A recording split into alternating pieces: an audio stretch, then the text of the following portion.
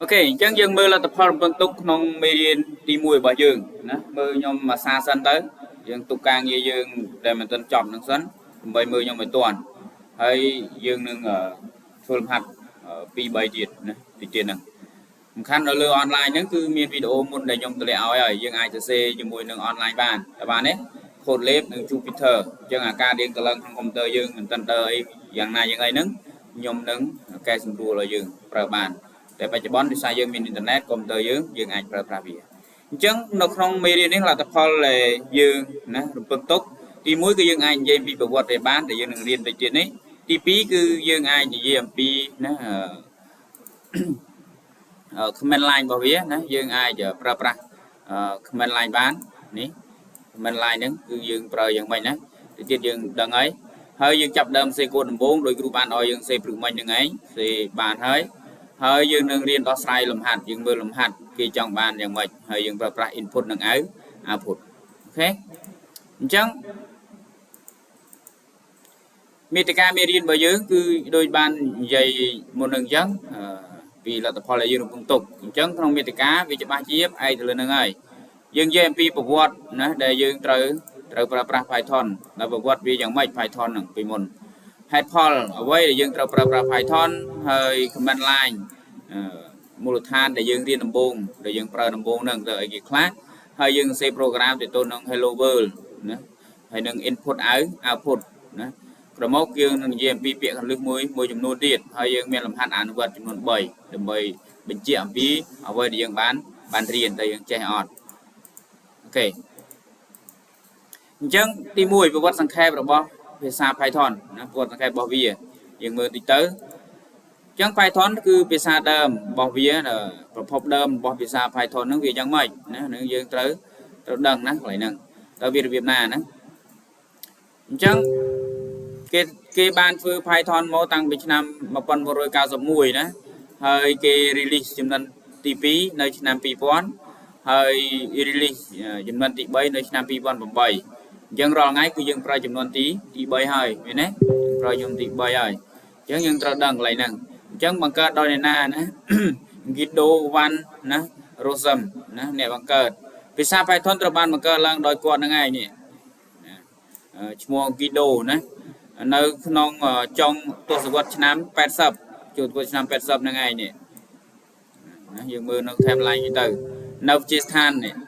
vì than chung ấy nè nấu tây nè nấu tây hồ lòng nè chẳng đơn tha Python cứ bằng cờ nơi tây hồ lòng nè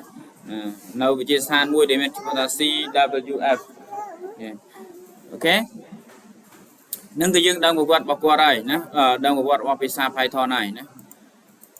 cho chúng nói phần tốt cái dương GMP propop nâng tốt nạ việc chia hết đấy bạn cái mua Python nè một và đấy hết đó cái đại về Python mua Python mình gì bịa nè tam Portland nè còn tay về dụ tam cầm thi complain vào tụ tua BBC mùi để mình vào thà Monty Python Flying Circus nè cứ vô tam bên đường đây luôn cây đôi chơi chất tốt nè chắc cất chơi chất mơ cầm thi nữa chắc cất visa muối cái đại chung chân mỏng ngày cái dương trong một cất visa ấy đặt cất đi quạt chẳng có đã tới nè con nó vào Python cái trong ngôi dương mà simple is better than complex chẳng bạn ta thưa ấy xăm anh về nè process chiang một smile chẳng bạn nhom pe riêng nhom đây là vậy tha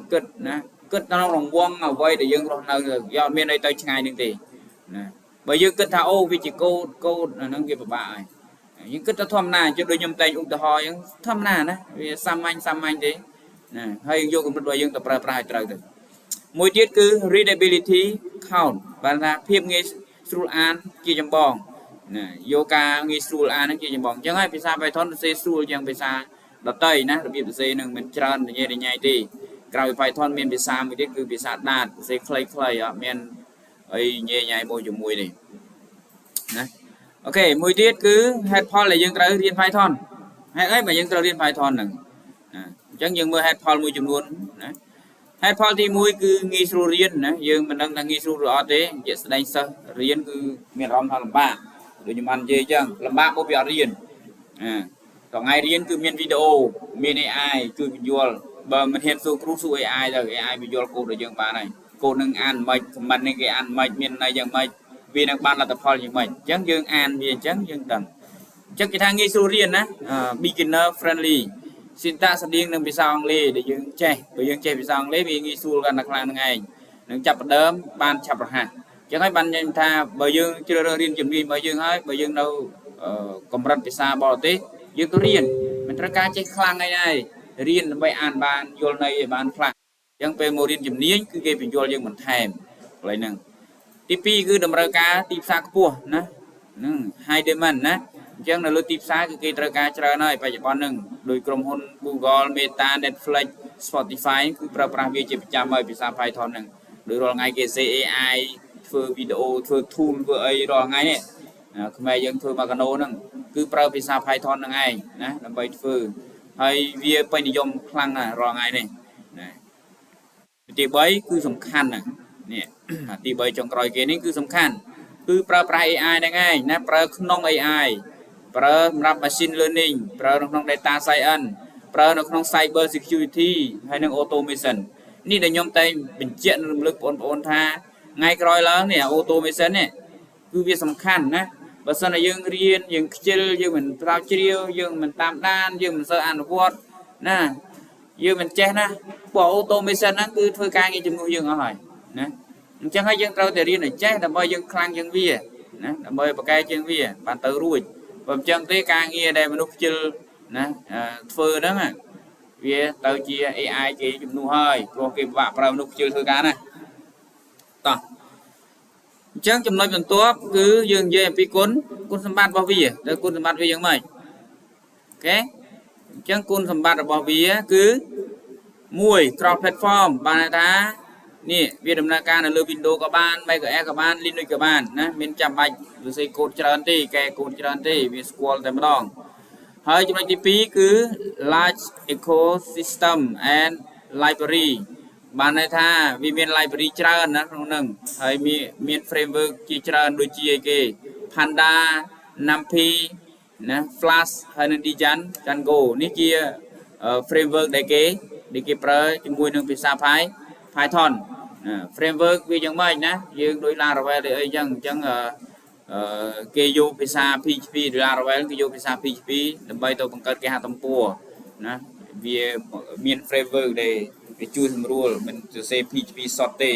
ប៉ុន្តែវាប្រើប្រាស់ framework ដែលមានក្របខ័ណ្ឌមានរបៀបសរសេរមានរបៀបរបបសរសេរអញ្ចឹង Python ក៏ជាភាសាមួយដែរដែល Panda NumPy Flash ហើយនិង Django យកទៅសរសេរកូដដើម្បីបង្កើត system បង្កើត web application បង្កើត AI បង្កើតអីហ្នឹងឯងណាអូខេហើយចំណុចទី3គឺ open source and community បានន័យថាវា free យើងតឡើងវាប្រើមានគិតលុយទេមានគិតលុយអត់ហ្នឹងហើយគឺ free អញ្ចឹងណាហើយមាន community ច្រើនហើយបច្ចុប្បន្ននេះមានដៃគូក្រុមណាគេនិយាយជជែកភាសាអំពីគេពី Python ហ្នឹងធ្វើជាមួយ Python ហ្នឹងអញ្ចឹងយើងមិនខ្វះប្រភពណាទិន្នន័យក្នុងការប្រើប្រាស់ទេណាក្នុងការរៀនហ្នឹងគឺមិនពិបាកទេព្រោះមានសហគមន៍គ្រប់គ្រងក្នុងការធ្វើវាទី3ប្រើប្រាស់ command line ដែលយើងឃើញហើយយើងបានប្រើប្រាស់ណាដូចជា tool CMD ដូចជា CMD command prompt អីហ្នឹងគឺជាប្រភេទ command line ហើយតែ command line នៅក្នុង Python គឺជាស្អីគេអញ្ចឹងយើងមើលទាំងអស់គ្នាអញ្ចឹង command line គឺជាអ្វីគេសួរថា what is CLI នេះគឺមកពីពាក្យពេញថា command line ហ្នឹងឯងប្រយ័ត្នគេសរសេរ CLI គេនិយាយពី CLI នៅក្នុង IT ហ្នឹងមិនដឹងអញ្ចឹង CLI នេះគឺចង់សំដៅទៅលើ command line អានវាដាច់ណា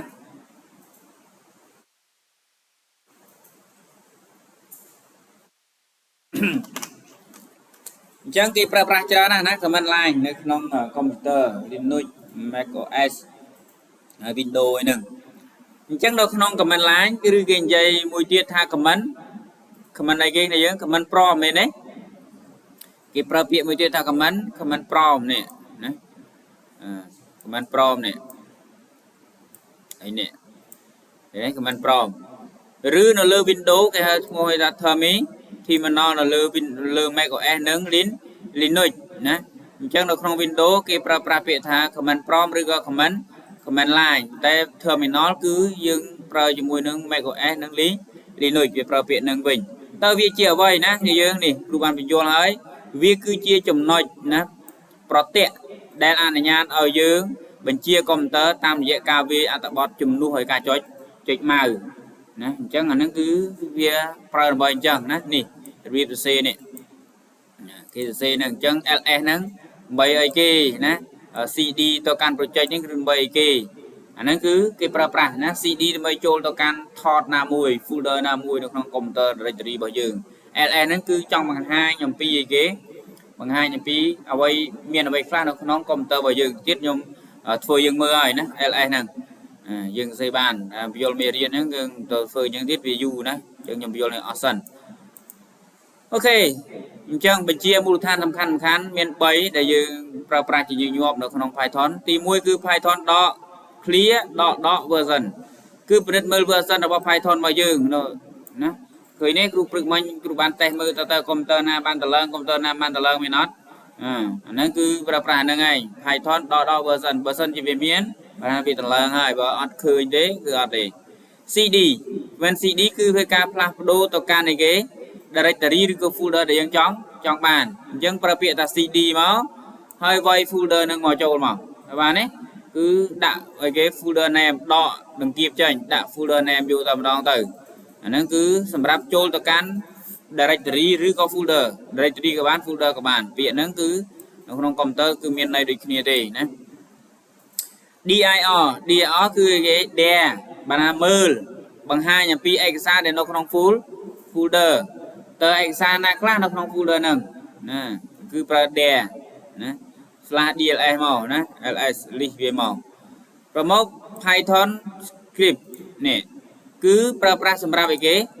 សម្រាប់ run python នេះដើម្បី run python បានយើងសេ python .clear មកឈ្មោះ file ដែលយើងបង្កើតនេះដាក់ឈ្មោះ file យើងបង្កើតមក